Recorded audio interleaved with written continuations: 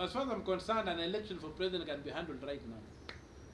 There's no way that the constitution was designed in such a way that parliament and the president can agree not to appoint the IBC and therefore avoid an election. Can that situation assume they don't appoint the IBC until 2027?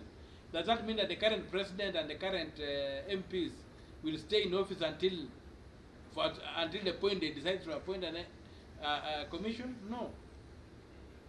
The issue is that under the Constitution, and I think it's Article 86, Clause 3 and 4, elections are conducted at the constituency, in the constituency by a returning officer whom we have already, and the presiding officers who are temporary employees. You also have an election for president. If you go to Article 138, Clause 2, it says where more than one candidate is clear to run for president, an election shall take place in each one of the constituencies. The presidential election takes place in the constituency, does not take place at Bomas.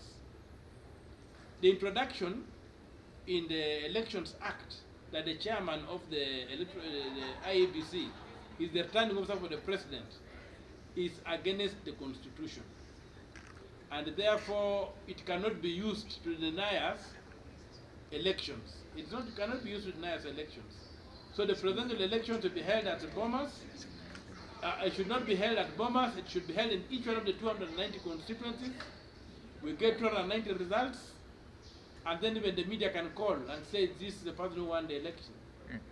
Because when the IBC chair only declares, he does not conduct the election. And the declaration is nothing more than just a formality. So for what they did, what Parliament did and the Elections Act, making the IBC chair the returning officer for the election of the president, violates Article 138 Clause 2, which says that, and also violates Article 86 Clauses 3 and 4, which say that an election for president will take place in each constituency, meaning we must have results of each constituency. That will be 290 results of the presidential election. This idea of transmitting material from the polling stations to Bomas is unconstitutional, it's not provided for.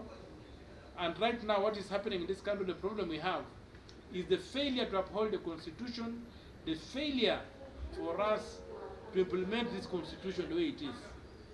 So, if Ruto resigns with the entire cabinet, a new election will be held.